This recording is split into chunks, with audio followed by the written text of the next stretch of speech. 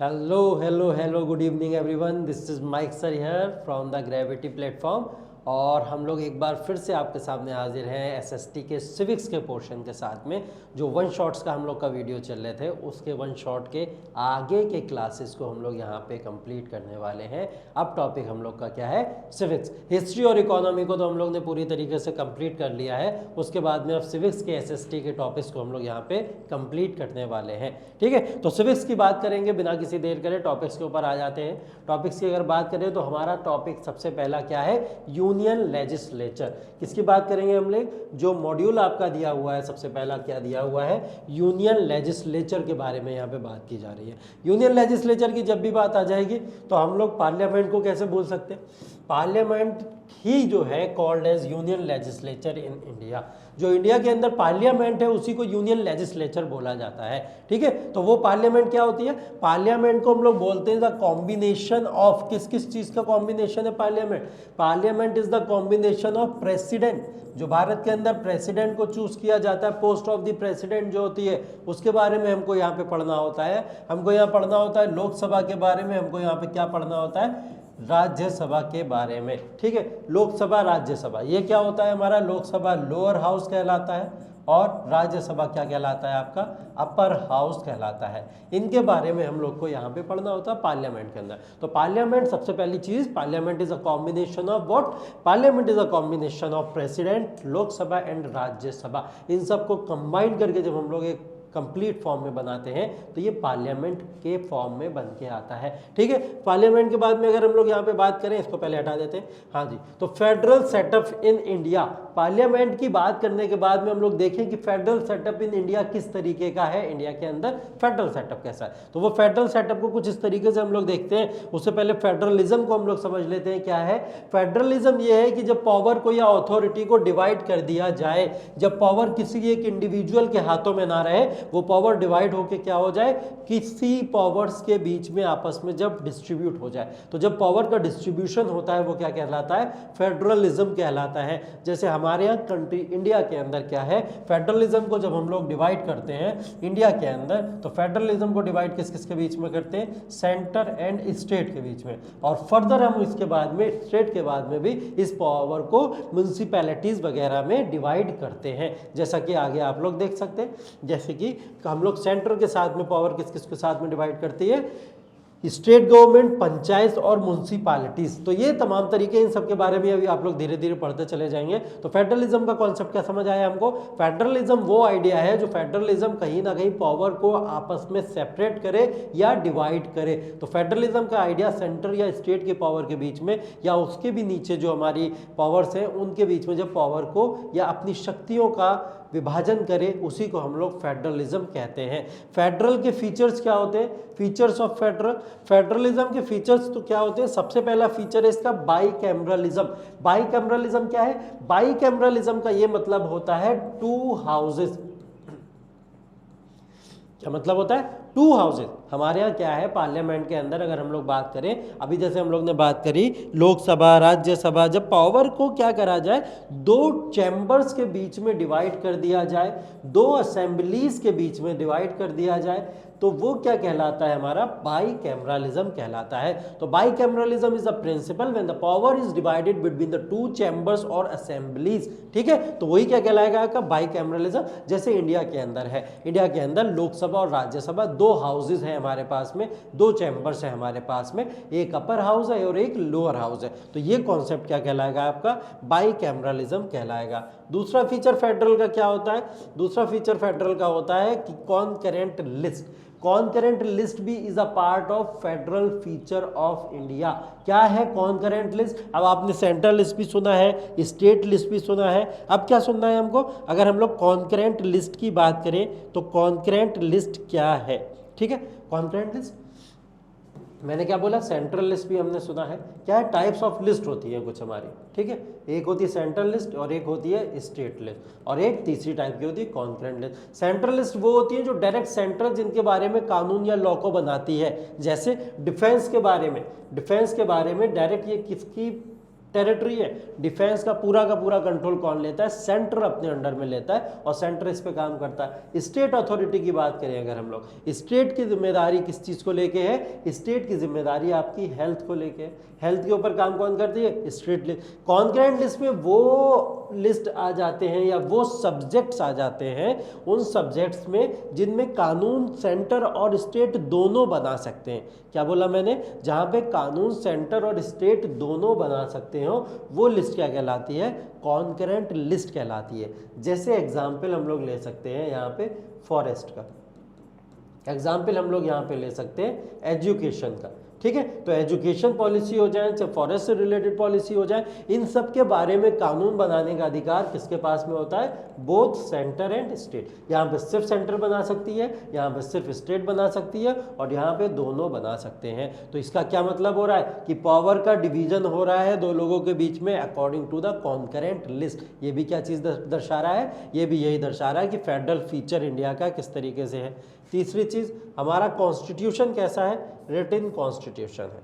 Written constitution होने की वजह से भी हमारा कॉन्स्टिट्यूशनल फीचर क्या है? एक फेडरल टाइप का स्ट्रक्चर हम लोग बिलोंग करते हैं, उससे बिलोंग करते हैं। फेडरल फीचर के अंदर एक फीचर और क्या जाता है? रिटन टाइप ऑफ कॉन्स्टिट्यूशन, क्योंकि हमारा कॉन्स्टिट्यूशन रिटन कॉन्स्टिट्यूशन कहलाता है। रिजिड कॉन्स्टिट्यूशन है हमारा। फेडरल का एक फीचर ये भी है कि हमारा कॉन्स्टिट्यूशन कैसा है? रिजिड है। रिजिड भी है, कहीं फ्लेक्सिबल भी है, जहाँ जैसी ज़रूरत है वहाँ। लेकिन फेडरल में अगर फीचर में देखें तो rigid, which can't be change easily, जिसको इजीली चेंज नहीं किया जा सके। जैसे एग्जांपल प्रीएम्बल, अगर प्रीएम्बल में किसी भी तरीके का कोई भी चेंज करना होगा, अमेंडमेंट करना होगा, तो वो पॉसिबल नहीं है, नियरली इम्पॉसिबल हो जाता है हमारे लिए उसको चेंज करना। फंडामेंटल राइट्स आपसे कोई भी छीन नहीं सकता। फंडामेंटल राइट्स के अंदर अमेंडमेंट करना बहुत मुश्किल हो जाता है और इसके ऊपर बहुत माथापच्ची होती है। तो कॉन्स्टिट्यूशन कैसा है हमारा? रिजिड टाइप ऑफ कॉन्स्टिट्यूशन है। ये भी क्या है? एक फेडरल टाइप ऑफ स्ट्रक्चर है। ठीक। यूनिटरी फीचर्स, यूनिटरी फीचर्स के अंदर अगर हम लोग देखें तो यूनिटरी फीचर्स के अंदर सेंटर की ज़्यादा पावर होगी, स्ट्रांग होगा सेंटर, क्योंकि यूनिटरी का मतलब क्या होगा? सेंट्रल अथॉरिटी की बात हो रही है यहाँ पे। स्ट्रांग होगा सेंटर। यहाँ पे सेंटर कैसे स्ट्रांग है? सेंटर ऐसे स्ट्रांग है कि पार्लियामेंट के अंदर अगर हम लोग देखें तो लोकसभा, राज्यसभा जैसे जो भी पार्लियामेंट्री सिस्टम है, अपर हाउस, लोअर हाउस, वही तमाम कानून पूरे देश के बना रहे हैं और उसके अंदर इंटरफेयर करने की आज़ादी किसी को भी नहीं दी जाती है। ठीक है, इंटरवीन नहीं कर सकता कोई भी। तो स्ट्रॉन्ग सेंटर है। सिंगल सिटीजनशिप, आपको, हमको, सबको एक सिंगल सिटीजनशिप मिली हुई है। स्टेट की सिटीजनशिप हम लोग अलग से लेके नहीं रखे हुए हैं कि स्टेट की भी अलग से सिटीजनशिप हो, स्टेट के भी हम लोग नागरिक हैं, ऐसा नहीं होता है ना कभी। हम लोग के पास में सिर्फ और सिर्फ काय की सिटीजनशिप है? हम लोग के पास में सिर्फ और सिर्फ सेंटर की सिटीजन, मतलब भारत के हम निवासी हैं। हम किसी उत्तर प्रदेश के, हरियाणा के, उड़ीसा के या ऐसे तमाम जो स्टेट्स हैं उन स्टेट्स के निवासी ना होके किसके निवासी हैं? हम लोग भारत के निवासी हैं। तो इसलिए सिटीजनशिप जो है हमारी क्या है? इंडियन सिटीजनशिप, जिसको सिंगल सिटीजनशिप कहते हैं। फ्लेक्सिबल कॉन्स्टिट्यूशन, जैसे अभी हमने बोला था हमारा कॉन्स्टिट्यूशन फ्लेक्सिबल भी है। हमको जहाँ ज़रूरत लगती है, जहाँ जैसी नीड होती है कि कॉन्स्टिट्यूशन में इस पार्ट में कुछ चेंज करने की ज़रूरत है, तो हम उस पार्ट को चेंज कर देते हैं और उसको चेंज करके उसमें अमेंडमेंट कर लेते हैं। तो अमेंडमेंट करना आसान है कॉन्स्टिट्यूशन के अंदर, कई सारे पार्ट्स के अंदर कुछ चीज़ों को छोड़ दिया जाए अगर तो। ठीक है, तो उन चीज़ों के अंदर फ्लेक्सिबल कॉन्स्टिट्यूशन दिखाता है कि हमारा कॉन्स्टिट्यूशन कैसा है? फ्लेक्सिबल है। इमरजेंसी प्रोविज़न, हमारे इमरजेंसी प्रोविजंस भी हैं। इमरजेंसी प्रोविजंस के भी अकॉर्डिंग हम लोग क्या कर सकते हैं? इस चीज़ को देख सकते हैं कि यूनिटरी फीचर है। क्यों? क्योंकि ये इमरजेंसी लगाने की पावर किसके हाथ में होती है?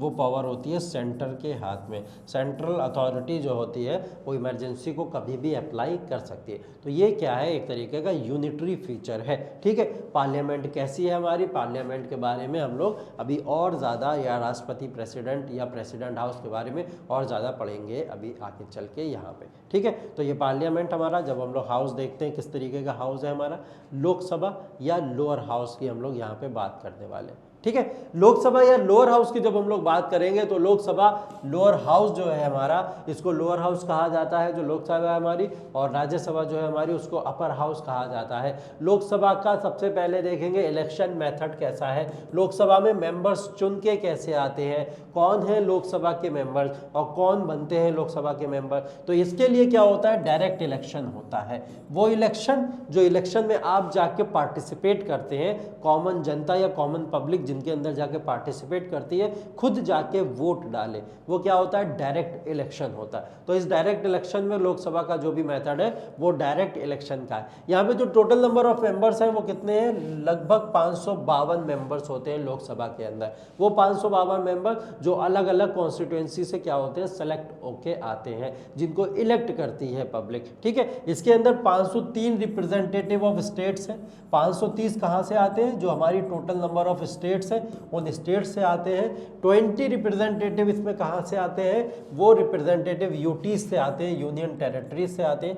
530 + 20 550 हो गया, और 2 बचे जो रिमेनिंग 2 है वो कौन होते हैं, एंग्लो इंडियंस होते हैं। कौन होते हैं वो होते हैं एंग्लो इंडियन। इस क्लोज में अभी थोड़ा सा चेंज हुआ है करंट में, ठीक है, इसके बारे में अभी आपको जानना कुछ खास ज़रूरी नहीं है। फिलहाल ये क्या होता है, एक तरीके का कि कौन कौन से मेंबर्स कहाँ कहाँ से इलेक्ट होके आ रहे हैं। ठीक है, जैसे जब आप वोट देने जाते हैं, जब वोट देने जाते हैं तो आप अपने डिस्ट्रिक्ट का किसी को एमपी चुनते हैं। ठीक है, मिनिस्टर ऑफ पार्लियामेंट जिसको हम लोग कहते हैं, वो क्या करता है, इन्हीं 530 रिप्रेजेंटेटिव का पार्ट होता है। अगर आप स्टेट में रह रहे हैं, अगर आप यूटी में रह रहे हैं तो वो 20 रिप्रेजेंटेटिव का पार्ट होता है। ठीक है, तो वो उस तरीके से वहाँ पे आके इलेक्ट होते हैं। ठीक है, तो वो जो भी आपका एमपी होगा वो इन 552 का पार्ट होता है, जो आगे चल के क्या करता है, प्राइम मिनिस्टर का सिलेक्शन करता है। प्राइम मिनिस्टर जो होता है लीडर ऑफ द पार्टी होता है, विनिंग पार्टी होता है। ठीक है, तो उसका इलेक्शन यहाँ पे किया जाता है। आगे देखें, टेन्योर क्या होता है, लोकसभा के मेंबर का टेन्योर होता है 5 साल का। ठीक है, लेकिन इसको पहले भी डिसॉल्व किया जा सकता है। डिसॉल्व किया जा सकता है क्यों, अगर किसी भी तरीके का कोई भी आपके ऊपर कह सकते हैं हम लोग कोई भी आपके ऊपर किसी भी तरीके के करप्शन चार्जेस लग जाए, आपके ऊपर किसी भी तरीके का कोई आरोप लग जाए, तो उस आरोप के बेसिस पे क्या करा जा सकता है, या तो असेंबली को स्थगित कर दिया जाता है या असेंबली को टाइम टू टाइम डिसॉल्व भी करा जा सकता है फॉर एनी रीज़न। ठीक है, अब वो रीज़न पर्टिकुलर जो भी होगा वो एक अच्छा रीज़न, वैलिड रीज़न होना चाहिए। It can be extended for 1 year at one time by parliament during emergency. अब कोई इमरजेंसी का समय है, जैसे इंदिरा गांधी के समय में इमरजेंसी लग गई, पार्लियामेंट को ख़त्म नहीं किया जा सकता, तो क्या करा जाता है, इसको ईयर टू ईयर एक्सटेंड कर दिया जाता है। 5 साल प्राइम मिनिस्टर के पूरे हो गए, अब इलेक्शन होना था, लेकिन कभी कभी क्या होता है, इमरजेंसी की अगर कंडीशन चलती होती है तो उस इमरजेंसी कंडीशन में 1 साल के लिए एक्सटेंड कर दिया जाता है पार्लियामेंट्री फॉर्म ऑफ गवर्नमेंट। ठीक है, तो ये एक्सटेंशन कहलाता है। ठीक है, क्वालिफिकेशन देख ले, लोकसभा के मेंबर्स की क्वालिफिकेशन वगैरह क्या होती है, तो क्वालिफिकेशंस की बात अगर हम लोग करें, to be a citizen of India, ये बात तो पर्टिकुलर है। सबसे पहली बात क्या होनी चाहिए कि वो सिटीजन ऑफ इंडिया हो। क्या होना चाहिए उसको, सिटीजन ऑफ इंडिया होना चाहिए। दूसरा, एज की बात अगर हम लोग करें तो लोकसभा का मेंबर बनने के लिए उसकी एज जो है 25 साल से कम ना हो, 25 ईयर्स अप्रॉक्स उसकी एज होनी ही होनी चाहिए, तभी वो क्या बन सकता है, मिनिस्टर ऑफ पार्लियामेंट बन सकता है, जिसको लोकसभा का मेंबर बोलेंगे, और वो क्वालिफाई कर सकता है लोकसभा की मेंबरशिप के लिए। तीसरा अगर बात करें, should not hold any office of profit, किसी भी तरीके का कोई ऑफिस ऑफ प्रॉफिट पहले से उसके हाथ में ना हो, लाइक किसी भी तरीके की कोई गवर्नमेंट जॉब ना कर रहा हो, जैसे किसी भी अधिकारी की पोस्ट पे ना हो, ऑफिसर वगैरह ना हो, आईएएस ना हो, पीसीएस ना हो, गवर्नमेंट टीचर ना हो, इस तमाम तरीके की जो भी चीज़ें हैं गवर्नमेंट जॉब से दूर हो, ऑफिस ऑफ प्रॉफिट नहीं होना चाहिए उसके पास में, है ना। और अगर ऑफिस ऑफ प्रॉफिट है तो वो इलेक्शन लड़ने से पहले या उसमें आने से पहले, जब वो मेंबरशिप की जाके जब जीत ले लेता है, जब जीत जाता है, तो जीतने के बाद उसको रिज़ाइन कर देना चाहिए ऑफिस ऑफ प्रॉफिट से, तब जाके वो क्वालिफिकेशन ऑफ लोकसभा का पार्ट बनता है। Special power of Lok Sabha, Lok Sabha की कुछ स्पेशल पावर के बारे में बात करें तो लोकसभा की स्पेशल पावर्स क्या क्या हो सकती हैं जो सिर्फ लोकसभा को मिली हुई हैं, है ना। राज्यसभा के पास में भी होंगी, लेकिन राज्यसभा के साथ साथ में अगर हम लोग देखें लोकसभा को कौन कौन सी पावर मिली हुई है। ठीक, चलिए पहला देखते हैं हम लोग, money bills and finance bills can be introduced in Lok Sabha only. ये बोल रहा है मनी बिल्स और फाइनेंस बिल, ये बिल है टाइप्स ऑफ बिल्स। जब हम लोग पढ़ते हैं तो money bill, finance bill, ordinary bills या कॉन्स्टिट्यूशनल अमेंडमेंट बिल्स, तमाम तरीके के बिल्स की बात हम लोग करते हैं। यहाँ पे बोल रहा है कि दो तरीके के बिल ऐसे हैं, एक है मनी बिल और एक है फाइनेंस बिल।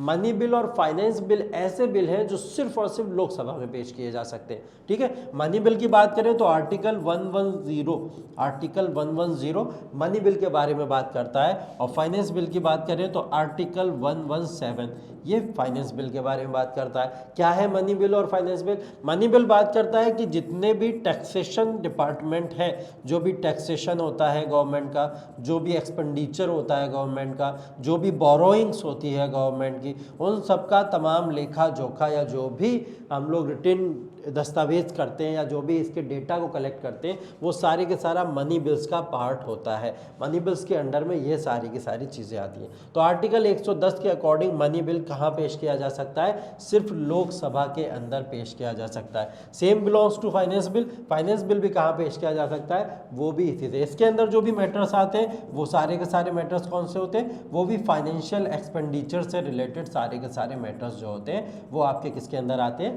वो इसके अंदर आते हैं, ठीक है। तो मनी बिल और फाइनेंस बिल दोनों पार्ट किसके हैं? वो लोकसभा के अंदर आप उसको ला सकते हो सिर्फ और सिर्फ, ये राज्यसभा के अंदर नहीं जाएंगे। लेकिन ड्यूटी तो होती है हमारी कि जब लोकसभा में कोई भी बिल पास हो रहा है तो उसको राज्यसभा के पास में भेजा जाए। तो यहाँ पे जब राज्यसभा के पास में मनी बिल को भेजा जाता है तो इनके पास में राज्यसभा को टाइम दिया जाता है। राज्यसभा जो कि आपका अपर हाउस है उसको टाइम दिया जाता है 14 डेज के अंदर इस बिल को चेक करें और चेक करके वापस बता दें हमको कि ये बिल ठीक है या गलत है या कैसा भी इसमें कुछ अमेंडमेंट होना है या नहीं होना, ठीक है। 14 डेज का टाइम दिया जाता है, ठीक। और बिल्स जो होते हैं उसके अंदर 6-6 महीने तक का टाइम मिल जाता है राज्यसभा को। जो ऑर्डिनरी या सिंपल टाइप के बिल्स होते हैं उसके अंदर उनको 6-6 महीने तक का टाइम मिल जाता है। उसमें उनका राइट भी होता है, अगर वो किसी भी तरीके का कोई चेंज करना चाहते हैं, कुछ अमेंडमेंट करना चाहते हैं तो वो सजेस्ट भी कर सकते हैं, उसमें अमेंडमेंट भी कर सकते हैं। लेकिन इसके अंदर क्या होता है, किसी भी तरीके का कोई अमेंडमेंट ये करना ना करना ये पूरा का पूरा लोकसभा पे डिपेंडेंट होता है। और 14 डेज के अंदर आपको इनको वापस कर देना है मनी बिल को। राज्यसभा लोकसभा को वापस कर देगा मनी बिल, और उसके अंदर किसी भी तरीके के कोई चेंज हो चाहे ना हो, इसकी पूरी की पूरी जिम्मेदारी किसकी होगी? लोकसभा की ही होती है। राज्यसभा इसके लिए रिस्पॉन्सिबल नहीं, ठीक है। तो ये पूरा का पूरा कंट्रोल दिखा रहा है कि किस तरीके से मनी बिल्स के ऊपर और फाइनेंस बिल के ऊपर एक लौता कंट्रोल किसका है? वो किसका है? आपका लोकसभा का। सेकंड बात करें, no confidence motion can be initiated and passed only in Lok Sabha, ठीक है। लाइन को ध्यान से पढ़िए कि जो नो कॉन्फिडेंस मोशन होता है वो सिर्फ और सिर्फ लोकसभा में पास हो सकता है, ठीक है। इसका क्या मतलब हुआ? नो कॉन्फिडेंस मोशन पार्लियामेंट के किसी भी मेंबर के लिए लाया जाता है, ठीक है। उन मेंबर्स के अंदर आपके जो भी एमपीज वगैरह या इलेक्टेड मेंबर्स जो भी सेलेक्ट होके जाते हैं, इलेक्ट होके जो लोग भी जा रहे हैं, नॉमिनेट होके जो लोग भी जा रहे हैं, उनके लिए नो कॉन्फिडेंस मोशन, मतलब ये लोग जो है अपना पार्लियामेंट के अंदर कॉन्फिडेंस खो चुके हैं तो इनके अगेंस्ट में एक बिल पास किया जाता है, ठीक है। बिल या कह सकते हो आप कोई भी कानून पास किया जा सकता है जिसके थ्रू इनको इनकी पोस्ट से हटा दिया जाए, ठीक है। अब नो कॉन्फिडेंस मोशन पास करने के लिए अप्रोक्स 50% मेंबर्स का समर्थन जरूरी होता है। 50% मेंबर्स अगर सपोर्ट कर देंगे तो ये जो नो कॉन्फिडेंस मोशन को पेश किया गया था वो नो कॉन्फिडेंस मोशन क्या होता है? पास हो जाता है। और इसके पास होते ही क्या होता है? पूरी की पूरी सामने की सरकार गिर जाती है, ठीक है। तो यहाँ तक पावर है लोकसभा के पास में कि वो चाहे तो सरकार बना दे और वो चाहे तो सरकार को गिरा दे, ठीक है। तो ये थे आपके कुछ स्पेशल पावर्स जो लोकसभा के हम लोग ने देखे, ठीक है। इसके बाद में अगर हम लोग देखें स्पीकर ऑफ लोकसभा, ठीक है। स्पीकर ऑफ लोकसभा कौन है? हमारे दिख रहे हैं आपको ना, ओम बिरला साहब हमारे स्पीकर ऑफ लोकसभा हैं, ठीक है। दूसरा photo deputy speaker of Lok Sabha. Deputy speaker of Lok Sabha Kariya Munda थे इससे पहले, ठीक है। लेकिन आज के दौर में ये सीट जो है कुछ समय से वैकेंट चल रही है, ठीक है, कुछ समय से ये सीट वैकेंट चल रही है इलेक्शन के बाद से, ठीक है, तो ये अभी वैकेंट है ये सीट। तो डिप्टी स्पीकर पहले कैरे मुंडा थे, उनका फोटो आपको दिख रहा है, ये हमारे स्पीकर साहब हैं ओम बिरला, ठीक है, जो आपके लोकसभा के स्पीकर है। तो लोकसभा में एक स्पीकर भी होता है और लोकसभा में एक डिप्टी स्पीकर भी होता है। यहाँ हम लोग इस चीज़ की बात करना चाह रहे हैं, ठीक है। तो लोकसभा में क्या होता है, लोकसभा में ऐसे ही थोड़ी है कि 552 मेंबर आके बैठ गए और 552 मेंबर के ऊपर सिर्फ और सिर्फ लोकसभा चल रही है, नहीं, 552 मेंबर में से एक स्पीकर भी है वहाँ पे, जो मेंबर जो है मेंबर ऑफ पार्लियामेंट ही होता है, पार्लियामेंट का ही एक मेंबर है और उसमें से उसको स्पीकर चुना जाता है, ठीक है। उसके लिए अलग से उसके कुछ क्वालिफिकेशंस नहीं चाहिए होते हैं, सिर्फ क्वालिफिकेशन कौन से होने चाहिए उसके पास में, मेंबर ऑफ पार्लियामेंट बनने के क्वालिफिकेशन होने चाहिए। और वो जितना भी लोग हैं मेंबर ऑफ पार्लियामेंट, जितने भी टोटल एमपीज हैं, वो सारे के सारे एमपीज क्या करेंगे, इलेक्शन करते हैं, इलेक्ट करते हैं और इलेक्ट करके लोकसभा के मेंबर को चुन लेते हैं। ऐसी डिप्टी स्पीकर को भी चुना जाता है, ठीक है। स्पीकर और डिप्टी स्पीकर को कुछ इस तरीके से चुना जाता है। स्पीकर और डिप्टी स्पीकर की बात थोड़ी सी अगर यहाँ पे करें हम लोग, तो स्पीकर क्या है, presiding officer of the house. Speaker क्या होता है, presiding officer of the house होता है, इसका प्रेसिडेंट होता है। दूसरा डिप्टी स्पीकर क्या होता है, इनको समर्थन देने के लिए एक स्पीकर को बना दिया गया जो डिप्टी स्पीकर है। अगर स्पीकर नहीं रहेंगे तो कौन रहेगा, डिप्टी स्पीकर उस पूरे के पूरे प्रोग्राम को आगे चल के कंटिन्यू करता है। Both are elected by the members of the Lok Sabha among themselves, मैंने वही बताया, दोनों को इलेक्ट कैसे किस में से किया जाता है, मेंबर ऑफ लोकसभा में से ही दोनों को इलेक्ट किया जाता है। दोनों को कोई अलग से कोई इलेक्शन नहीं होता है इन लोगों का, उन्हीं में से कई जो है मेंबर ऑफ लोकसभा में से ही इनको इलेक्ट किया जाता है। तीसरा point, if speaker absent deputy speaker will be presiding officer of the house. यही बात मैंने बताई अभी कि अगर स्पीकर यहाँ पे प्रेजेंट नहीं है तो स्पीकर की जगह कौन आ जाएगा, डिप्टी स्पीकर आ जाता है presiding officer of the house बन के। तो presiding officer of the house कौन हो जाएगा यहाँ पे, डिप्टी स्पीकर को हम लोग यहाँ पे कहते हैं, ठीक है। चलिए नेक्स्ट देख लेते हैं, the speaker and deputy speaker in office, speaker and deputy speaker in office as they are member of the house, they resign from the house by writing each other। अगर ये दोनों मेंबर रिजाइन करना चाहें house से तो speaker किसको resignation देगा, अपना स्पीकर अपना रेजिग्नेशन देगा डिप्टी स्पीकर को, और डिप्टी स्पीकर अपना रेजिग्नेशन किसको देगा, डिप्टी स्पीकर अपना रेजिग्नेशन देगा स्पीकर को। तो दोनों एक दूसरे को क्या कर सकते हैं, रेजिग्नेशन लेटर अपना प्रोवाइड कर सकते हैं अगर ये लोग रिजाइन करना चाहते हैं लोकसभा के स्पीकर और डिप्टी स्पीकर की पोस्ट, ठीक है। Special power of the speaker, speaker की स्पेशल पावर की बात करें हम लोग तो स्पेशल पावर में क्या क्या आ जाएगा, presiding officer of the joint sitting of the parliament. अगर पार्लियामेंट की ज्वाइंट सिटिंग हो रही है, पॉइंट ज्वाइंट सिटिंग का मतलब, ज्वाइंट सिटिंग का मतलब ये है राज्यसभा एंड लोकसभा दोनों ही साथ में आके सिट कर रहे हैं, दोनों की सिटिंग हो रही है तो इसको ज्वाइंट सिटिंग कहा जाता है, ठीक है। किसी एक पर्टिकुलर मैटर पे या किसी भी एक पर्टिकुलर मैटर के डिस्कशन पे कभी कभी ज्वाइंट सिटिंग होती है असेंबलीज की, तो उन ज्वाइंट सिटिंग का भी स्पीकर कौन कहलाता है, वो स्पीकर कौन होगा, वो स्पीकर ऑफ लोकसभा ही कहलाएगा। राज्यसभा का स्पीकर नहीं आएगा वहाँ पे, कौन आएगा, लोकसभा का स्पीकर वहाँ पे आता है। Defines a bill is money bill और नॉट, ये भी डिफाइन करते हैं कि मनी बिल है, कोई भी बिल पेश किया गया या नहीं। मैंने जैसे बताया आपको कई सारे बिल्स होते हैं, ऑर्डिनरी बिल्स होते हैं, मनी बिल्स होते हैं, सिंपल बिल्स होते हैं, फाइनेंशियल बिल होते हैं, और खासकर कंफ्यूजन फाइनेंशियल बिल और मनी बिल में रहता है क्योंकि दोनों फाइनेंशियल एक्सपेंडिचर से रिलेटेड होते हैं। तो ये काम किसका होता है, ये काम होता है स्पीकर का कि, और स्पीकर कहाँ का, लोकसभा के स्पीकर का। अगर किसी भी तरीके का कोई कंफ्यूजन क्रिएट हो रहा है तो वो आपको एक्सप्लेन करेगा और वही बताएगा आपको कि कोई भी बिल मनी बिल है या नहीं है, ठीक है। तो मनी बिल अगर होगा तो मनी बिल को बताने की पावर किसके हाथ में है, वो सीधा सीधा स्पीकर के हाथ में, लोकसभा में। तीसरा बोला, if he she is a member of any committee automatically he she become the ex officio member of such committee, x business advisory committee. अगर वो किसी भी कमेटी का कोई मेंबर बनता है, पार्लियामेंट्री कोई भी कमेटी है, अगर वो किसी भी कमेटी का मेंबर बनता है, कमेटी का मेंबर बनने के साथ ही वो क्या बन जाएगा, उसका ऑटोमेटिकली उसका एक्स ऑफिशियो मेंबर बन जाएगा, ठीक है। एक्स ऑफिशियो मेंबर ऑटोमेटिकली बन जाएगा अगर वो उसका सिर्फ मेंबर भी बन जाता है, ठीक है। तो ये इसकी पावर होती है। चलिए नेक्स्ट देखते हैं, नेक्स्ट है हमारे पास में राज्यसभा। जैसे कि हमने लोकसभा की बात कर ली जिसको हम लोग लोअर हाउस कहते हैं, वैसे हम लोग यहाँ पे राज्यसभा की बात करने वाले हैं जिसको हम लोग अपर हाउस कहते हैं। राज्यसभा के बारे में बात करें, अगर पहला सबसे देखें हम लोग इलेक्शन मेथड इसका क्या होता है, यहाँ पे इनडायरेक्ट इलेक्शन मेथड होता है। ठीक है, इनडायरेक्ट इलेक्शन मेथड का ये मतलब होता है कि जो प्रोपोर्शनल रिप्रेजेंटेटिव के मीन्स से कहीं ना कहीं कराया जाए, जो सिंगल ट्रांसफरेबल वोट के द्वारा कराया जाता है। ठीक है, क्या समझ में आया? जो आपका सिंगल ट्रांसफरेबल वोट के थ्रू कराया जाए और जिसमें प्रोपोर्शनलेट रिप्रेजेंटेटिव सिस्टम काम करता हो, ऐसे इलेक्शन को क्या कहा जाता है? इनडायरेक्ट इलेक्शन कहा जाता है। जैसे एक एग्जांपल मैं आपको दूं, अगर कि आपने क्या करा, बहुत सारे मेंबर्स ऑफ पार्लियामेंट को चुन के लोकसभा में भेज दिया। ठीक है, जब लोकसभा में भेज दिया आपने उनको, बहुत सारे लोगों को आपने अपने यहाँ से रिप्रेजेंटेटिव चुना। अपने यहाँ से जब आपने रिप्रेजेंटेटिव चुना, अब वो रिप्रेजेंटेटिव क्या चुनेंगे?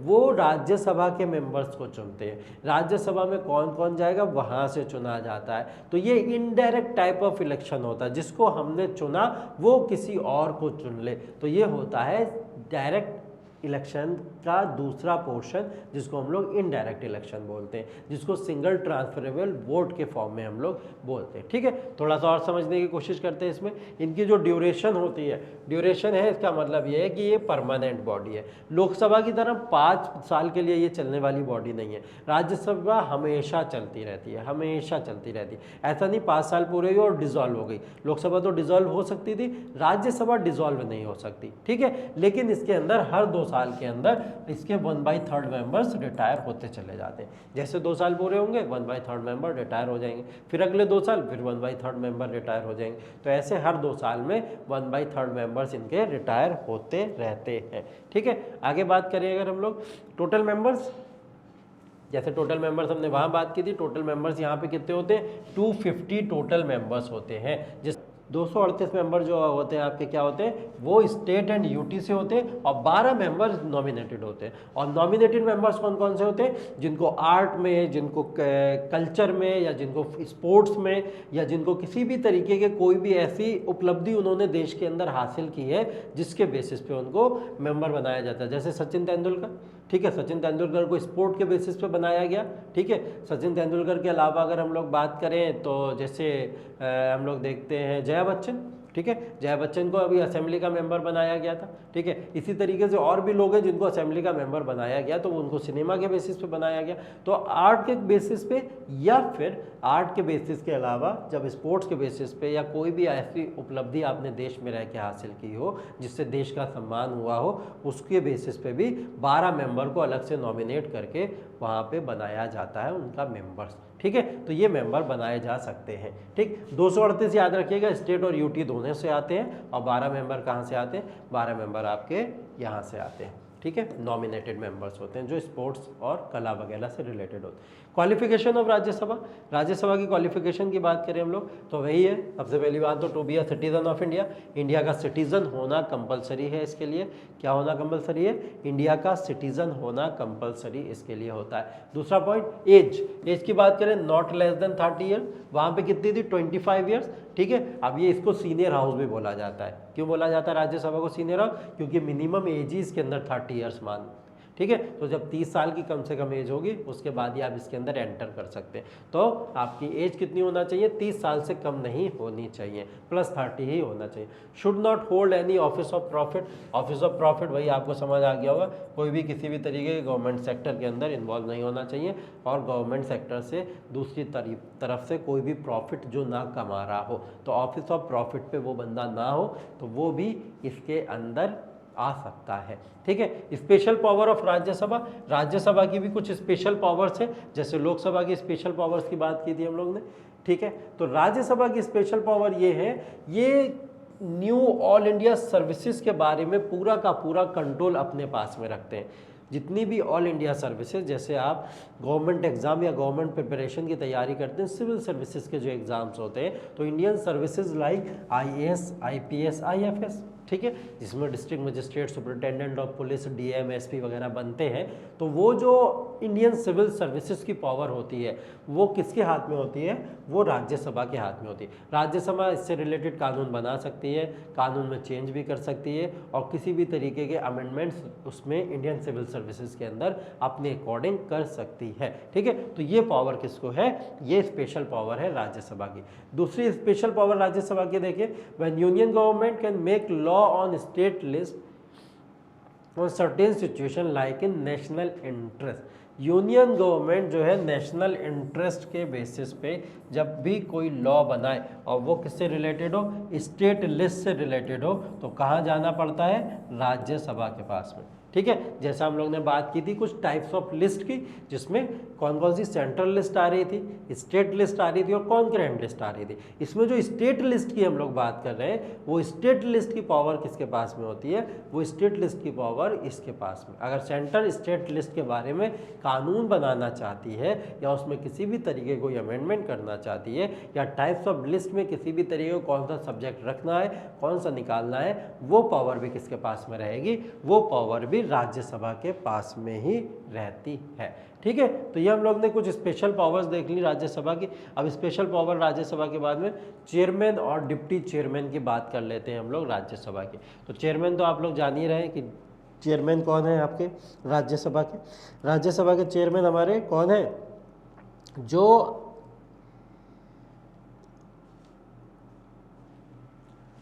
कौन है बताइए भाई? ये है हमारे वाइस प्रेसिडेंट साहब। ठीक है, वाइस प्रेसिडेंट साहब।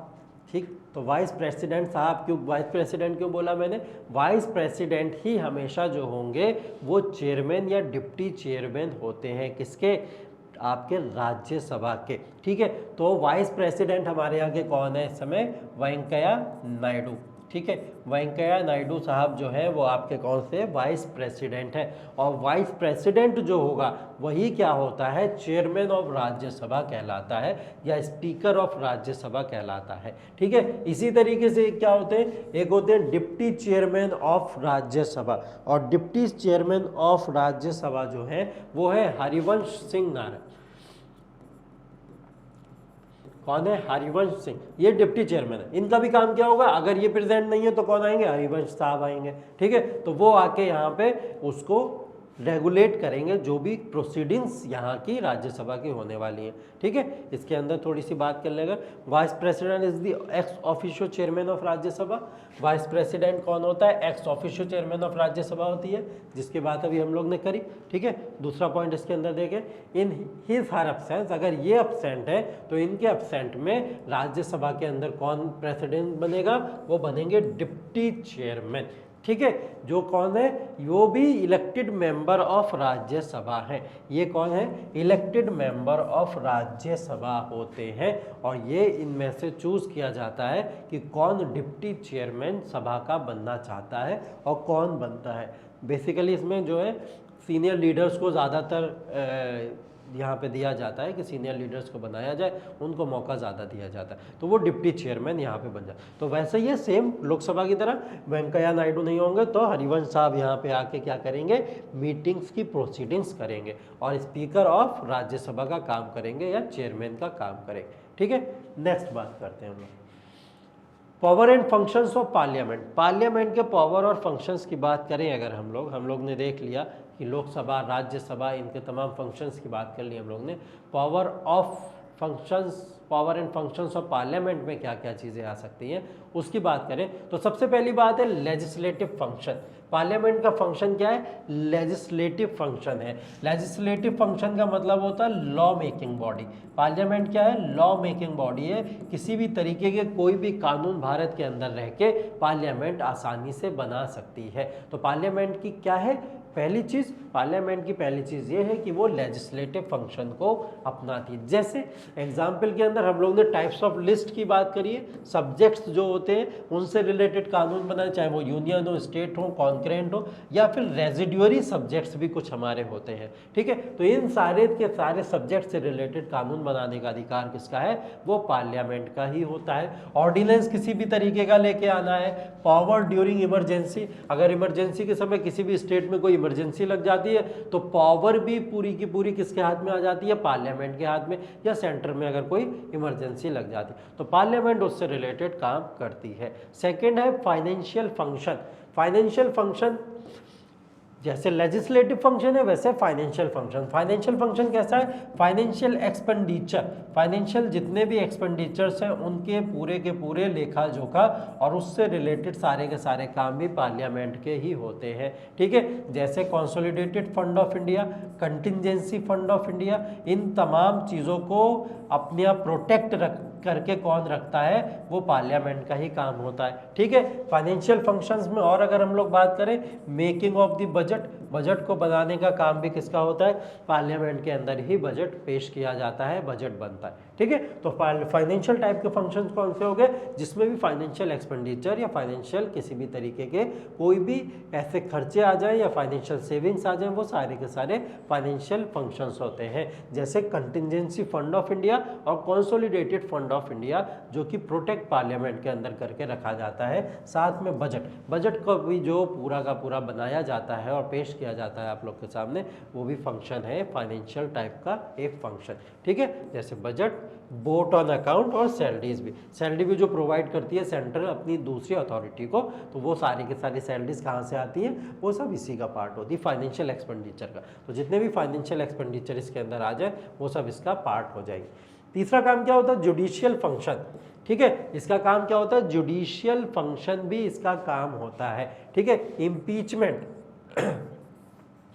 अगर प्रेसिडेंट के ऊपर किसी भी तरीके का कोई भी ऐसा आरोप लग गया हो कि वो आरोप उसके ऊपर सिद्ध करना हो, तो इम्पीचमेंट प्रेसिडेंट पे जब चलता है तो वो कहाँ चलेगा, पार्लियामेंट के अंदर ही चलेगा। तो ये इसका जुडिशियल फंक्शन है, यहाँ पे जुडिशरी का काम कर रहा है। ठीक है, रिमूवल ऑफ जजेस of high court and supreme court, अगर सुप्रीम कोर्ट और हाई कोर्ट के जजेस के ऊपर किसी भी तरीके के कोई चार्जेस लग गए हैं या डाउट है कि इन लोग ने ऐसा कुछ किया होगा, तो उनके भी रिमूवल के लिए कौन प्रोसीडिंग्स करती है, वो भी पार्लियामेंट करती है। तो यहाँ पे जजमेंट कौन दे रहा है, पार्लियामेंट दे रहा है, चाहे वो प्रेसिडेंट से रिलेटेड हो, चाहे वो हाई कोर्ट या सुप्रीम कोर्ट के जज से रिलेटेड हो, चाहे वो एग्जीक्यूटिव की बात हो, चाहे वो जुडिशरी की बात हो। तो एग्जीक्यूटिव, जुडिशरी किसी की भी बात हो, इन सब के ऊपर काम कौन कर रहा है, यहाँ देखिए पार्लियामेंट ही काम कर रही है। और जब पार्लियामेंट इसका काम करती है तो ये क्या कहलाते हैं, हमारे जुडिशियल टाइप के फंक्शंस कहलाते हैं। ठीक है, judicial type of function. Electoral function भी है। इलेक्टोरल फंक्शन कैसे है, प्रेसिडेंट, वाइस प्रेसिडेंट, लोकसभा के स्पीकर, ये तमाम लोगों को इलेक्ट भी तो कर रही है पार्लियामेंट ही। ठीक है, प्रेसिडेंट का जो इलेक्शन होता है, चुनाव होता है, अभी रिसेंटली आपका जुलाई के टाइम पे, जुलाई अगस्त के समय में प्रेसिडेंट का फिर से इलेक्शन होने वाला है। आप वोट देने नहीं जाएंगे, यहाँ पे प्रेसिडेंट का जब चुनाव होगा तो आप वोट देने नहीं जाएंगे।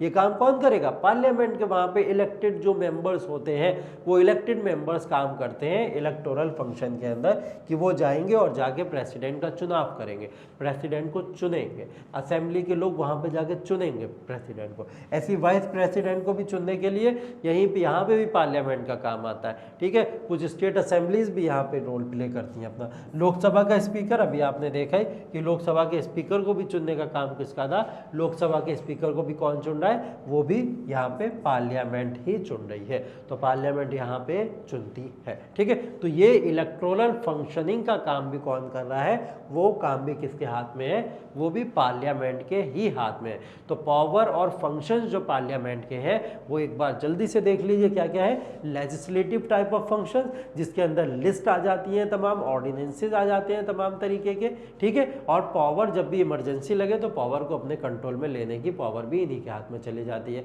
दूसरी बात हम लोग ने फाइनेंशियल फंक्शन की करी। फाइनेंशियल फंक्शन में हमने फाइनेंशियल एक्सपेंडिचर जितने भी होते हैं वो सारे के सारे फाइनेंशियल एक्सपेंडिचर को इसके अंदर डाल दिया, चाहे वो वोट ऑन अकाउंट हो, बजट हो जाए, सैलरीज हो जाए, कंटिजेंसी फंड, कंसोलिडेटेड फंड, या कोई भी ऐसा फंक्शन जिसमें फाइनेंशियल एक्सपेंडिचर हो रहा हो, फाइनेंस से रिलेटेड कोई भी फंक्शन हो जाए। जुडिशियल फंक्शन का रोल कैसे प्ले करती है, इम्पीचमेंट प्रेसिडेंट पे हटाना हो, removal of supreme court, high court जजेस को हटाना हो, तो इन सब के ऊपर जब ये काम शुरू करते हैं तो इसको क्या बोलते हैं, जुडिशियल फंक्शन। क्योंकि यहाँ पे क्या कर रहे हैं, एक जज की या जुडिशरी का रोल प्ले कर रहे हैं, तो ये जुडिशियल फंक्शन का भी रोल प्ले करते हैं। फोर्थ है इलेक्टोरल फंक्शन। इलेक्टोरल फंक्शन के अंदर president, vice president, Lok Sabha speaker, इन तमाम लोगों का इलेक्टोरल फंक्शन के फॉर्म में भी ये लोग चुनाव करते हैं। तो ये तमाम तरीके के क्या हैं आपके, ये इनकी पावर्स होती हैं। आगे और देख लेते हैं थोड़ा सा power and functions of parliament में, आगे और पॉइंट देख लेते हैं। अमेंडमेंट टू द कॉन्स्टिट्यूशन, एक पावर तो भाई ये भी है इनके पास में, और एक क्या है, कंट्रोल ओवर एग्जीक्यूटिव। ठीक है, पहला ही पॉइंट ये देख लेते हैं, अमेंडमेंट ऑफ द कॉन्स्टिट्यूशन। क्या कॉन्स्टिट्यूशन में अमेंडमेंट हो सकता है? हाँ बिल्कुल हो सकता है, लेकिन उसकी जो बेसिक स्ट्रक्चर है उसको चेंज किए बिना। जब भी कॉन्स्टिट्यूशन के बेसिक स्ट्रक्चर को टच ना किया जाए तो उसको बिना टच किए हम लोग क्या कर सकते हैं, अमेंडमेंट कॉन्स्टिट्यूशन में कर सकते हैं। और ये अमेंडमेंट कौन करता है? कोई जुडिशरी तो कर नहीं रही है या कोई और बॉडी तो कर नहीं रही है। ठीक है, तो ये अमेंडमेंट सीधा सीधा कौन करता है? ये अमेंडमेंट करने का काम किसका है? वो है पार्लियामेंट का। ठीक है, पार्लियामेंट ही कॉन्स्टिट्यूशनल अमेंडमेंट करती है। ठीक, तो पार्लियामेंट के कॉन्स्टिट्यूशनल अमेंडमेंट को एक उसकी पावर और फंक्शंस के रूप में जाना जाता है। कंट्रोल ओवर एग्जीक्यूटिव, ठीक है, एग्जीक्यूटिव के ऊपर कंट्रोल करना भी इसका काम होता है। एग्जीक्यूटिव बॉडी वो बॉडी जो लॉ को इंप्लीमेंट करे। ठीक है, अभी हम लोग यूनियन लेजिस्लेचर पढ़ रहे हैं ना, तो लेजिस्लेचर का मतलब होता है जो लॉ बनाते हैं। इसके बाद में एग्जीक्यूटिव भी पढ़ना है हमको, तो एग्जीक्यूटिव बॉडी कौन सी होती है? एग्जीक्यूटिव बॉडी वो होती है जो लॉ को इंप्लीमेंट करते हैं। ठीक है, तो जो लॉ को इंप्लीमेंट करें उसके ऊपर कंट्रोल लेजिस्लेटिव अपना रखती है। ठीक है, इसमें क्या होता है? इंटरप्रिटेशन। ठीक है, इंटरप्रिटेशन इसके अंदर या नो कॉन्फिडेंस मोशन जो होता है, जो भी पास किया जाए किसी भी तरीके, जैसे एक एग्जांपल मैंने नो कॉन्फिडेंस मोशन का आपको दिया था कि अगर किसी को हटाना हो तो नो कॉन्फिडेंस मोशन को पार्लियामेंट के अंदर पास किया जा सकता है। ठीक है, तो ये सारी की सारी पावर को क्या दर्शाता है? ये तो दर्शाता है कि एग्जीक्यूटिव की पावर के ऊपर कंट्रोल किया जा रहा है। तो जब भी एग्जीक्यूटिव की पावर के ऊपर कंट्रोल हो तो वो क्या कहलाएगा आपका? ये कहलाता है। चलिए, relationship between Lok Sabha and Rajya Sabha. Lok Sabha Rajya Sabha को बहुत डिटेल में पढ़ा हम लोग ने, अब इनके बीच की रिलेशनशिप को भी देख लें कि क्या रिलेशन इनके बीच में होते हैं। ठीक है, पहली तो चीज़ ऑर्डिनरी बिल। ठीक, relationship between Lok Sabha and Rajya Sabha, ordinary bill. Ordinary bill के बाद में मनी बिल। ठीक है, मनी बिल के बाद में, हाँ इसको पहले समझ लेते हैं थोड़ा सा। Relationship between Lok Sabha and Rajya Sabha, Lok Sabha और राज्यसभा के बीच में ऑर्डिनरी बिल और मनी बिल को लेके किस तरीके के रिलेशंस हैं। अगर ऑर्डिनरी बिल की बात करें हम लोग, किसी भी एक सिंपल बिल की बात हो रही है, सिंपल बिल जब भी किसी भी तरीके से पेश किया जाएगा लोकसभा के अंदर या राज्यसभा के अंदर, ठीक है, जब भी ये बिल पेश किया जाता है तो दोनों हाउसेज जो होते हैं इसके ऊपर मिल के बैठते हैं और बैठने के बाद में इसके ऊपर डिसीजन लिया जाता है। यहाँ राय ली जाती है, लोकसभा राज्यसभा से लेती है कि बताइए इसके अंदर किसी भी तरीके कोई चेंजेस हो सकते हैं या नहीं हो सकते। मनी बिल में थोड़ा सा अलग कॉन्सेप्ट होता है। मनी बिल सिर्फ लोकसभा में पेश किया जा सकता है, लेकिन उसके बावजूद ये लोग राज्यसभा में इस बिल को भेजते ज़रूर है और 14 दिन का टाइम भी देते हैं कि 14 डेज के अंदर आप इस बिल को देख लीजिए और कुछ अगर आपको चेंज करना हो या कुछ चेंजमेंट लगता हो, किसी भी तरीके के कोई अगर इसमें चेंजेस आपको लगते हो तो आप उनको सजेस्ट करिए। तो ये सजेस्ट कर सकते हैं, मानना ना मानना वो किसके ऊपर होता है? वो लोकसभा के ऊपर होता है। ठीक है, तो बिल्स के फॉर्म में अगर हम लोग बात करें तो इनके बीच में इस तरीके का ऑर्डिनरी और मनी बिल के फॉर्म में ये रिलेशनशिप देखने को मिलता है। पार्लियामेंट्री प्रोसीजर, पार्लियामेंट्री प्रोसीजर क्या है? सेशन। सबसे पहला क्या है? सेशन। पार्लियामेंट्री प्रोसीजर के अंदर, सेशन के अंदर हम लोग बात करें तो प्रेसिडेंट जो होता है वो दोनों हाउस को क्या करता है? प्रेसाइड करता है। ठीक है, और दोनों हाउस हर साल में हर साल में क्या करेंगे? 2 बार तो मिलेंगे। एक साल में मतलब एक साल में 2 बार मिलेंगे और दोनों के बीच में कम से कम 6 महीने का डिफरेंस होना चाहिए, कम से कम मिनिमम 6 महीने का डिफरेंस तो होना चाहिए। ठीक है,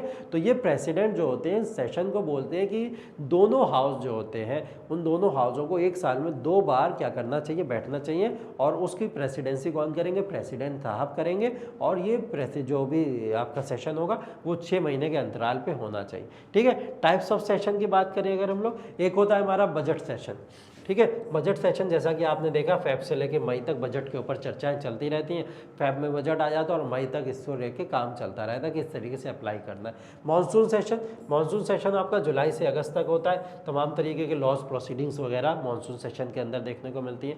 विंटर सेशन चलता है हमारा, स्पेशल टाइप का सेशन होता है। नवंबर से दिसंबर के लिए इसको विंटर सेशन को चलाया जाता है अलग से, जिसके अंदर कई सारे ऐसे रुके हुए कानून वगैरह जो होते हैं नहीं पास हो पाते तो उनको इस समय में पास किया जाता है। ठीक है, सेशन के बाद में बात करें अगर हम लोग तो कोरम, ठीक है। कोरम की बात क्या होती है, कोरम का मतलब ये होता है minimum numbers of members required to present in order to enable the house to transact the business. ठीक है, इसका मतलब ये होता है, कोरम को ये बोलते हैं कि कितने मिनिमम मेंबर चाहिए आपको किसी भी हाउस को रन कराने के लिए। अगर मेंबर पार्लियामेंट के अंदर एब्सेंट है, जैसे स्कूल के अंदर आप एब्सेंट हो जाओ तो क्लास ही नहीं होगा। ठीक है, अब उसके लिए भी तो एक लिमिटेशन होती है कि इतने बच्चे अगर एब्सेंट होगा तो क्लास होगा या नहीं होगा। तो जब एब्सेंस होता है, उस एब्सेंस की बात यहाँ पे हो रही है कि कितने मेंबर पार्लियामेंट को रन कराने के लिए कम से कम चाहिए। ठीक है, तो बोथ द हाउसेज कम से कम 1/10 मेंबर्स चाहिए होते हैं हमको दोनों हाउसेज को रन कराने के लिए। उसको क्या कहा जाता है, कोरम कहा जाता है। 1/10 मेंबर अगर हाउस के अंदर प्रेजेंट है तो हाउस रन करेगा, हाउस चलेगा, उसको हम लोग कोरम बोलते हैं। ठीक है, चलिए अगली बात करें क्वेश्चन आवर। क्वेश्चन आवर क्या होता है, first hour of the working day in parliament. Parliament के अंदर पहला आवर लगभग 11 बजे के आसपास, हाँ यूजुअली जो टाइम है इसका 11 बजे के आसपास। तो पहला ही आवर जैसे पार्लियामेंट शुरू होती है, जैसे सेशन शुरू होता है, उसमें पहला आवर क्या होता है, क्वेश्चन आवर होता है। ठीक है, और क्वेश्चन आवर लगभग 11 बजे के आसपास शुरू हो जाता है। ठीक है, इसके बाद में यहाँ पे क्या है, there are 3 types of question. यहाँ पे 3 तरीके के क्वेश्चन पूछे जा सकते हैं। ठीक है, क्वेश्चन आवर में 3 तरीके के क्वेश्चन पूछे जा सकते हैं। एक होते हैं स्टर्ड क्वेश्चन। ठीक है, स्टर्ड क्वेश्चन जो होते हैं उसके अंदर ओरल आंसर्स वगैरह जो भी होते हैं, कुछ सप्लीमेंट्री क्वेश्चन को अराइज किया जाता है और उसके बेसिस पे आप ओरली, ठीक है, बोल के ओरली आप उसके आंसर्स को प्रेजेंट कर सकते हैं, ओरली आंसर्स को दे सकते हैं। ठीक है, दूसरे होते हैं अनस्टर्ड क्वेश्चन। ये होते हैं रिटन टाइप के क्वेश्चन। इसके अंदर रिटन टाइप का होता है, सप्लीमेंट्री क्वेश्चन इसमें अलाउ नहीं होते, तो रिटन टाइप में आप इसको करते हैं। शॉर्ट नोटिस क्वेश्चन, ठीक है, ये शॉर्ट नोटिस क्वेश्चन जो होते हैं ये अर्जेंट इंपॉर्टेंस के होते हैं। ठीक है, बहुत ही अर्जेंट होते हैं जो, उनको शॉर्ट नोटिस क्वेश्चन कहा जाता है। ठीक है, और जो होता है वो 10 डेज का कम से कम इसके अंदर टाइम जो होता है वो टाइम इसके अंदर दिया जाता है कि इतने टाइम पे नोटिस में आपको इसको बात करनी है, इस क्वेश्चन आवर के ऊपर बात करनी होती है। ठीक है, इसके बाद में 0 आवर आता है। 0 आवर जो होता है जैसे ही क्वेश्चन आवर खत्म होगा वैसे ही क्या होगा, 12 o'clock पे तुरंत क्या होगा, 0 आवर शुरू हो जाता है। ठीक है, और जब तक लंच ब्रेक नहीं हो जाएगा तब तक यहाँ पर 0 आवर चलता रहता है। ठीक है, क्वेश्चन आवर के बाद में क्या होता है, 0 आवर आता है और लंच ब्रेक तक ये चलता रहता है। ठीक है, इस पीरियड के दौरान मेंबर्स जो होते हैं क्वेश्चन पूछते हैं किसी भी तरीके की कोई भी परमिशन के बिना। ठीक है, प्रेसाइडिंग परमिशन, ठीक, तो कोई भी किसी तरीके कोई भी क्वेश्चन पूछा जा सकता है। 0 आवर के अंदर आपको परमिशन होती है, आपको ज़रूरी नहीं है कि आपको कोई परमिशन लेनी पड़े और फिर आप क्वेश्चन पूछें। तो 0 आवर के अंदर without any permission and presiding officer control the meeting. इसके अंदर प्रेसाइडिंग ऑफिसर का कोई भी पर्टिकुलर कंट्रोल नहीं है कि लोकसभा का स्पीकर पूरी तरीके से आप पे कंट्रोल स्थापित करेगा, नहीं सेशन में ऐसा नहीं हो वैसा ना हो। तो 0 आवर के अंदर आप जो क्वेश्चन पूछना चाहें आपको यहाँ पे सहूलियत होती है, आप उस क्वेश्चन को यहाँ पे पूछ सकते हैं। ठीक है, तो इसके बाद में देखिए हम लोग अगर तो मोशन की बात होती है, पार्लियामेंट के अंदर कुछ मोशन भी होते हैं। मोशन की बात करें अगर हम लोग तो मोशन क्या होते हैं, मोशन को जो पास किया जाता है वो मोशन आपके 4 तरीके के होते हैं आपके। ठीक है, पहला होता है नो कॉन्फिडेंस मोशन, जिसकी बात अभी हम लोग ने कर ली थी। ठीक है, पार्लियामेंट के अंदर प्रोसीडिंग्स में कुछ मोशंस होते हैं। मोशन का मतलब ये होता है, मोशन को इसलिए यहाँ पे पेश किया जाता है जब भी कोई पर्टिकुलर मैटर हो पब्लिक की इंपॉर्टेंस का, उसको यहाँ पे वैलिड प्रूफ करने के लिए किया जाता है। नो कॉन्फिडेंस मोशन असेंबली से मेंबर को हटाने के लिए लाया जाता है। एडजर्नमेंट मोशन, ठीक है, एडजर्नमेंट मोशन को क्यों लाया जाता है, एडजर्नमेंट मोशन की बात करें अगर हम लोग तो ये एडजर्नमेंट मोशन को हम लोग थोड़ा सा समझ लेते हैं यहाँ पे, क्योंकि ये लोकसभा में इंट्रोड्यूस किया जाता है और जो हाउस की अटेंशन को है। ठीक है, एडजर्नमेंट मोशन को कहाँ पे लाया जाता है, लोकसभा के अंदर। क्यों लाया जाता है, क्योंकि पूरे हाउस की अटेंशन को गेन करने के लिए लाया जाता है, क्योंकि ये बहुत ही ज़्यादा अर्जेंट या पब्लिक इंपॉर्टेंस का नोटिस होता है। ठीक है, बहुत ही पब्लिक इंपॉर्टेंस और बहुत ही अर्जेंट होता है, इसलिए इसको लाया जाता है। एडजर्नमेंट का मतलब ये होता है कि suspension of the sitting of the house by the presiding officer of the house. Adjournment का मतलब ये होता है कि इस समय में क्या किया जाता है। एडजर्नमेंट अगर हम लोग मोशन के बाद में देखें, अगला प्रोसीजर क्या होता है, एडजर्नमेंट होता है। एडजर्नमेंट में क्या होता है, जो स्पीकर जो होता है लोकसभा का वो क्या करता है, एडजर्न कर देता है हाउस को। हाउस को एडजन करने का मतलब क्या होता है, यहाँ पे सस्पेंड कर दिया गया है, हाउस को सस्पेंड किया। हाउस को जब सस्पेंड किया जाता है वो भी दो तरीके से किया जाता है, ठीक है। वो दो तरीके क्या होते हैं सस्पेंशन के, एक होता है एडजनमेंट, नॉर्मल। जब नॉर्मल किया जाता है तो यहाँ पे एक डिफाइंड टाइम होता है, डेफिनेट टाइम के लिए किया जाता है कि हम 1 घंटे के लिए कर रहे हैं, 2 घंटे के लिए कर रहे हैं, 1 दिन के लिए, 2 दिन के लिए, 4 दिन के लिए। तो एक डेफिनेट टाइम के लिए हमको बता दिया जाता है कि हम इतने टाइम के लिए एडजर्न कर रहे हैं हाउस को। दूसरा क्या होता है एडजर्नमेंट सिने डाई, ठीक है। एडजर्नमेंट सिने डाई जब भी होता है तो suspension of sitting is for indefinite time, indefinite time के लिए सस्पेंशन कर दिया जाता है कि आपको बताया ही नहीं जाएगा कि कितने समय के लिए सस्पेंशन किया गया, ठीक है। तो वो टाइम पीरियड जहां पे डिक्लेयर ना, वो क्या होता है आपका इनडेफिनेट टाइम होता है। प्रोरोगेशन, ठीक है। प्रोरोगेशन का मतलब होता है termination of the session of the parliament by the president. इसका मतलब होता है टर्मिनेट कर देना, सेशन को क्या कर देना, एंड कर देना। जब सेशन को एंड कर दिया जाए, खत्म कर दिया जाए सेशन को, तो वो क्या कहलाता है, प्रोरोगेशन कहलाता है। तो ये कुछ टाइप के आपके पार्लियामेंट्री फंक्शंस हैं जो हमको देखने को मिलते हैं, ठीक है। तो थैंक यू सो मच। आपने जो भी अभी क्लास लिया, उस क्लास के अंदर जितने भी डिस्कशन हम लोग ने किए, जो भी डाउट्स थे, उस डाउट्स को आप लोग पूछ सकते हैं, कमेंट कर सकते हैं। कमेंट सेक्शन में बहुत सारे डाउट्स को आप लोग क्लियर कर सकते हैं। हमारा यहाँ पे यूनियन लेजिस्लेचर का पोर्शन खत्म होता है। Thank you so much, see you in the next class.